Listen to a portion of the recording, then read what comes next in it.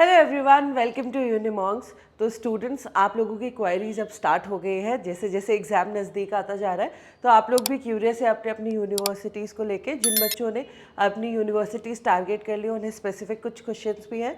तो आज के वीडियो में हम लोग बात करने वाले हैं कि सेंट्रल संस्कृत यूनिवर्सिटी जो है उसमें आप एडमिशन कैसे लेंगे और उसका प्रोसेस क्या रहेगा, राइट। तो चलिए स्टार्ट करते हैं। देखिए, मेरे पीछे आप ये ऑफिशियल पेज देख रहे हैं जो कल सेंट्रल यूनिवर्सिटी एंट्रेंस टेस्ट का नया पेज है वो लॉन्च हुआ है और इसकी ऑफिशियल वेबसाइट है cet.nta.nic.in। ठीक है।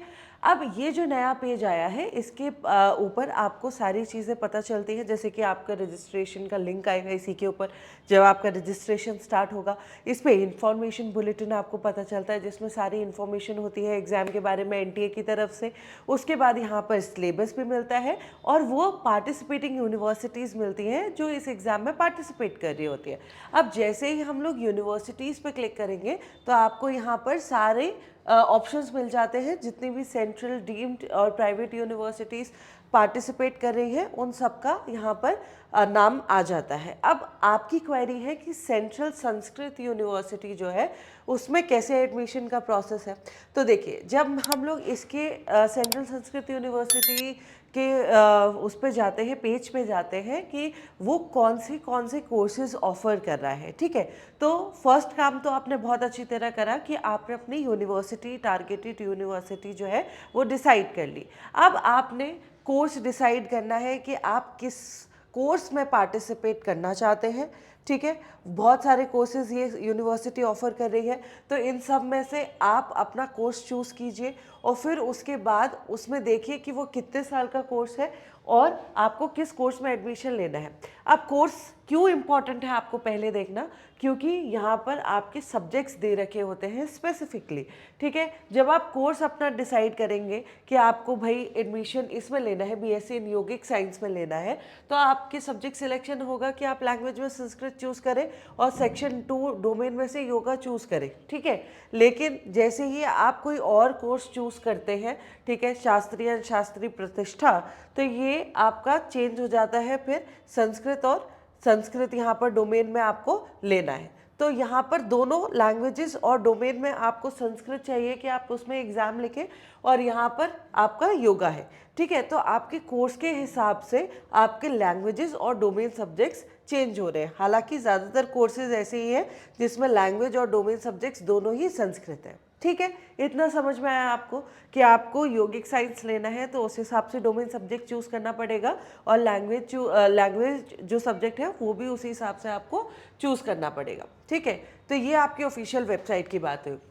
अब आप एडमिशन कैसे लेंगे उसके लिए प्रोसेस है कि सबसे पहले आप क्या करेंगे, आप CUET का रजिस्ट्रेशन करेंगे। CUET का रजिस्ट्रेशन फॉर्म अभी आए नहीं है, जब आएंगे तो आपको नोटिफाई करेंगे। सबसे पहले फॉर्म भरना भी सिखाएंगे, तो उसके लिए आप हमारा चैनल सब्सक्राइब करिए। CUET UG का रजिस्ट्रेशन जैसे ही आप कर लेंगे उसके बाद आएंगे आपके एडमिट कार्ड्स। जब आपके एडमिट कार्ड्स आ जाएंगे तो आपको पता चलेगा उसमें कि आपका एग्ज़ाम कौन से दिन है, एग्ज़ाम का डेट एंड टाइम पता चलेगा और कौन सी शिफ्ट में है, टाइम से वही मतलब है शिफ्ट में है, और कौन सी सिटी में है। ठीक है। इससे पहले एक सिटी इंटीमेशन स्लिप भी आती है जिससे आपको एक अंदाज़ा पड़ जाता है कि आपका सेंटर कौन सी सिटी में पड़ने वाला है। ठीक है। अब एडमिट कार्ड्स आने के बाद आप एग्ज़ाम लिखने जाएंगे, एग्ज़ाम डे, उसमें आप एग्ज़ाम लिखेंगे जो भी आपने अभी जो हमने डिस्कस किया लैंग्वेज और डोमेन सब्जेक्ट जो आपने चूज़ करा है अपनी यूनिवर्सिटी के लिए, उसमें आप अपना एग्ज़ाम लिखेंगे जिस दिन भी आपका एग्ज़ाम होगा। उसके बाद आपका रिज़ल्ट आएगा। रिज़ल्ट में आपको स्कोर कार्ड मिलेगा। स्कोर कार्ड मिलने के बाद अब ये जो वो है क्या कहते हैं पीरियड, एग्ज़ाम होने के बाद और रिज़ल्ट आने के पहले, तो रिज़ल्ट कभी कभी डिले हो जाता है किन्हीं कारणों की वजह से। तो हमें इसमें क्या करना है कि हमें विजिलेंट रहना है, और आप क्योंकि ये नहीं कर पाते हैं तो इसीलिए हम भी यहाँ पे अपडेट करते हैं आपको कि कौन सी यूनिवर्सिटी का रजिस्ट्रेशन स्टार्ट हो गया। ठीक है।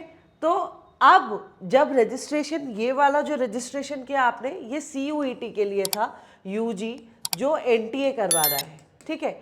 अब रिजल्ट देने के बाद एनटीए का काम हो जाता है ख़त्म।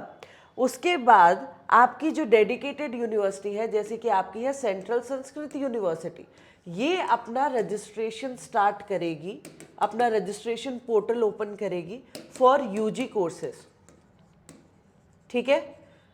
अब आपको इस पे रजिस्टर करना है। इस पे रजिस्टर करने के बाद आपको फॉर्म फिल करना होगा, जो भी रिक्वायरमेंट्स हैं उसके हिसाब से। अपना रिजल्ट का स्कोर वहाँ पर एनटीए से जो मिलेगा वो फिल करना होगा, और फिर फ़ी पे करना होगा। फ़ी पेमेंट जो भी आपको तय सीमा मिलेगी उसमें फ़ी पेमेंट करना पड़ेगा। फ़ी पेमेंट करने के बाद आपका रजिस्ट्रेशन कंप्लीट हो जाएगा सेंट्रल संस्कृत यूनिवर्सिटी के लिए, और फिर उसके काउंसलिंग राउंड्स होंगे, जितने भी हों। काउंसलिंग राउंड 1 अगर आपका उसी में नंबर आ जाता है, अगर आपका उसी में नंबर आया, मान लीजिए राउंड 1 हुआ और आपका उसी में नंबर आया, तो आपके पास अलॉटमेंट आएगा जिसको आपको एक्सेप्ट करना होगा, और फिर आपको डॉक्यूमेंट वेरिफिकेशन के लिए जाना होगा। डॉक्यूमेंट वेरिफिकेशन के लिए जाना होगा, और डॉक्यूमेंट वेरिफिकेशन फिजिकली होता है आपके जो कॉलेज होगा उसमें, तो आपको ओरिजिनल डॉक्यूमेंट्स लेके जाना होगा और फिर आपका एडमिशन हो जाएगा। तो उम्मीद है आपको पूरा प्रोसेस समझ में आया होगा कि आपका ये जो पार्ट है एनटीए वाला, दैट इज़ टोटली डिफरेंट, और ये जो पार्ट है आपका एडमिशन लेने के लिए सीएसयू में, that this is totally different. तो आपको ये अलग से करना होता है और दूसरा वाला पार्ट अलग प्ले करना होता है उसमें।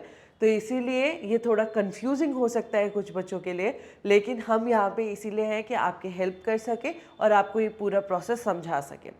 अगर आपको कुछ और भी डिटेल चाहिए इससे रिलेटेड, या और प्रोसेस ज़्यादा अच्छी तरह जानना चाहते हैं, तो कमेंट सेक्शन में बताइए। किसी और यूनिवर्सिटी के लिए भी तो कमेंट सेक्शन में बताइए। And do subscribe यूनिमॉन्क्स and stay tuned. Thank you.